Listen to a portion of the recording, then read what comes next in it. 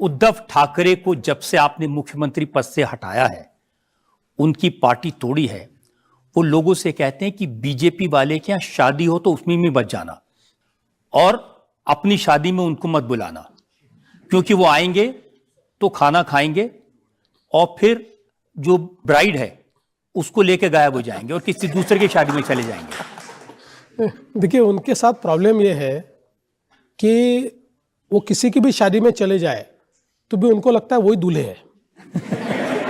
उनको उतनी अटेंशन चाहिए जितनी दूल्हे को, उससे ज्यादा अटेंशन उनको चाहिए। सबसे महत्व की बात यह है कि उद्धव जी की पार्टी ये सबसे पहले किसने तोड़ी? शरद पवार जी ने तोड़ी। 1992 में जब शिवसेना प्रमुख श्रद्धेय बाला साहब ठाकरे जी जीवित थे और पूरी ताकत के साथ उस समय विरोध करते थे, उस समय सबसे पहले उद्धव ठाकरे जी की या बाला साहब की पार्टी शरद पवार जी ने तोड़ी। भुजबल जी के साथ 13 लोग चले गए। अब उन्हीं शरद पवार जी के साथ अलायंस करके उद्धव जी मुख्यमंत्री बने। और देखिए, इनकी जो पार्टी टूटी, चाहे उनकी पार्टी हो चाहे शरद पवार जी की पार्टी हो, इसके लिए वो हमको ब्लेम नहीं कर सकते। इसका कारण मैं बताता हूं कि एकनाथ शिंदे जी ये कट्टर बाला साहब ठाकरे के शिव सैनिक थे, कट्टर। ये कोई कभी ये पार्टी से बाहर नहीं निकलते। लेकिन जिस समय उनके ये ध्यान में आया कि उद्धव जी आदित्य ठाकरे को नेता बनाने के लिए उनके पर काट रहे, सब तरीके के कॉम्प्रोमाइजेस कर रहे, और वो जिस खाते के मंत्री थे उसकी मीटिंग भी आदित्य ठाकरे ले रहे, तो उनके ध्यान में आया कि एक और, चूंकि हमने आइडियोलॉजी छोड़ दी है, बाला साहब का हिंदुत्व हम बता नहीं सकते, वहां हम मार खा रहे, और दूसरी जगह हमारे पर कट रहे, तो उनके जब ये ध्यान में आया कि अब अगर मैं एक्ट नहीं करूंगा तो हम राजनीति में समाप्त हो जाऊंगा, उस समय ये सब लोग मिलकर बाहर निकले। तो ये उनकी महत्वाकांक्षा है। सेम एनसीपी में हुआ है।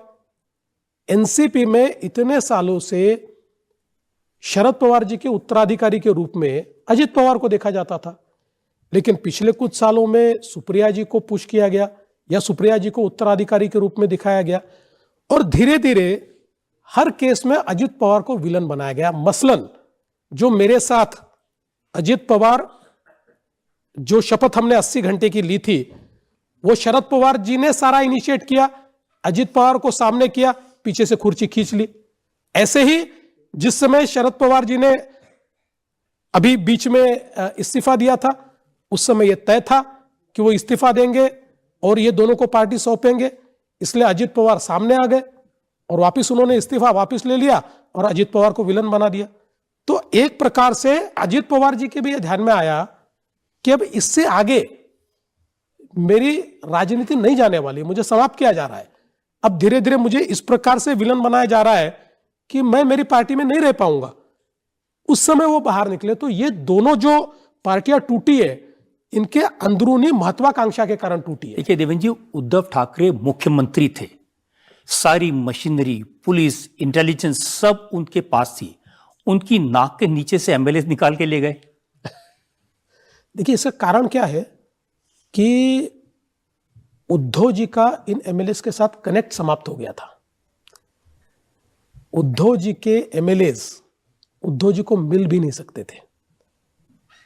वो कई बार उनके गेट से वापस हो जाते थे, क्योंकि इनमें से कई लोग ऐसे थे जो सालों से बाला साहब ठाकरे के साथ रहे हुए हैं, उनके साथ या उनके नेतृत्व में काम किया हुआ है, कट्टर हिंदुत्ववादी है।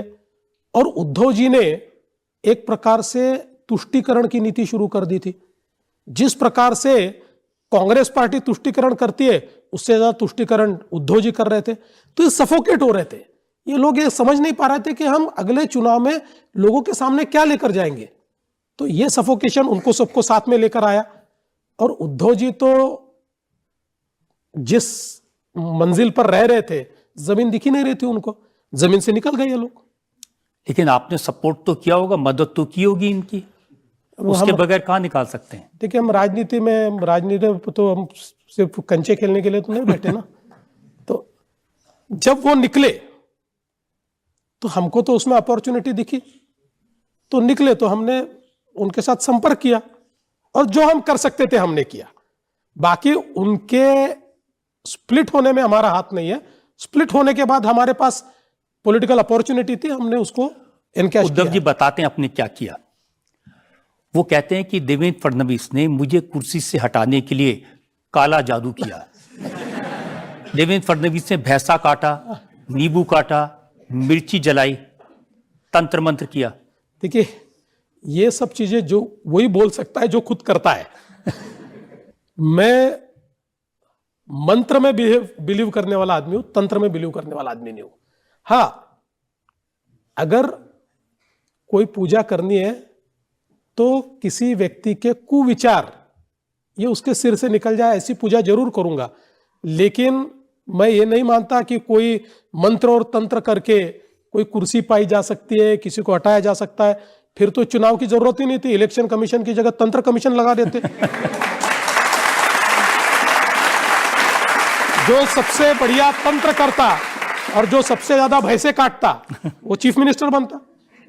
लेकिन ये सच नहीं है कि सारे एमएलएस को असम ले गए थे, कामाख्या देवी के मंदिर में ले गए थे, वहां कसम खिलाई थी खून का टीका लगा के कि छोड़ोगे नहीं। देखिए, ये सब रूमर्स है। हाँ, असम में सब लोग गए थे, बिल्कुल गए थे।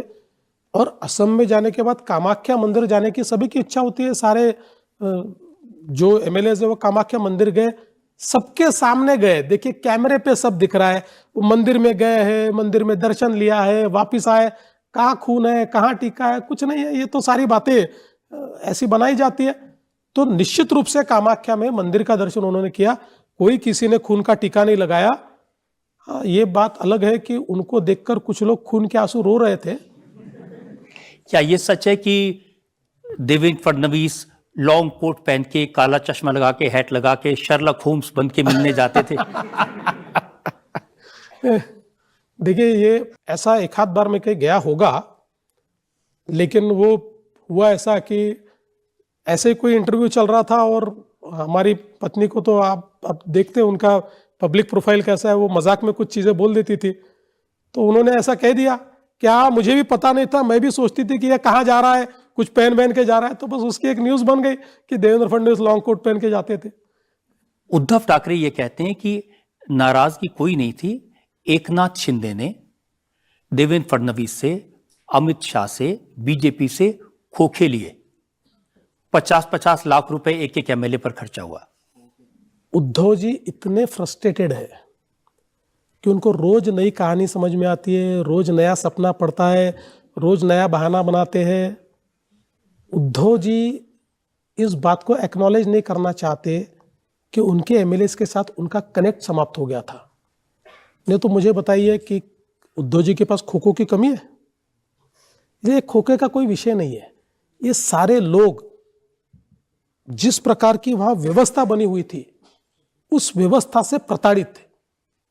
इसलिए देखिए, आप राजनीति में कोई इतने रिस्क नहीं लेता है, क्योंकि आप कितने भी खोखे दे दोगे तब भी अगर इस प्रकार का कोई आप कू करते और वो फेल हो जाता है तो आपकी तो पॉलिटिकल लाइफ समाप्त है। लेकिन ये सारे लोग चार्ज थे, ये लोग सारे एकत्रित थे। और इसमें लास्ट नेल इन कॉफिन क्या था पता है?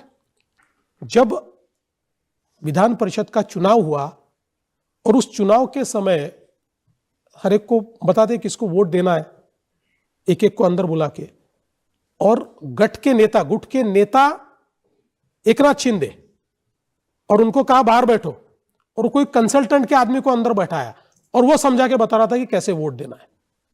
उस समय मुझे ऐसा लगता है कि वो जो अपमान हुआ वो दिन शिंदे जी ने चुन लिया। वोटिंग हुई, सबको एकत्रित किया, उन्होंने कहा कि ये क्या है, ये किस प्रकार का अपमान हो रहा है। ये अगर मेरे ऊपर इनका इतना भी भरोसा नहीं है कि किसी कंसल्टेंट को बैठाते, और जबकि ये नियम है कि जो गुट का प्रमुख होता है, जो विधानमंडल का नेता होता है, वो नेता बैठता है, मुझे बाहर बैठा है और कोई 20-25 साल का कोई लड़का बैठा दिया कंसल्टेंट का और वो समझा के बता रहा है। तो अगर मेरे ऊपर इतना विश्वास नहीं है तो अब रह के फायदा क्या? वो तुरंत निकले। तो एकनाथ शिंदे ने आपसे कब संपर्क किया? एकनाथ शिंदे जब महाराष्ट्र की बॉर्डर से बाहर चले गए तब उन्होंने मुझसे संपर्क किया। उन्होंने कहा मैं निकल चुका हूं। मैंने कहा मैं चिंता मत करिए, निकली है, और वो निकल गए। निकल गए।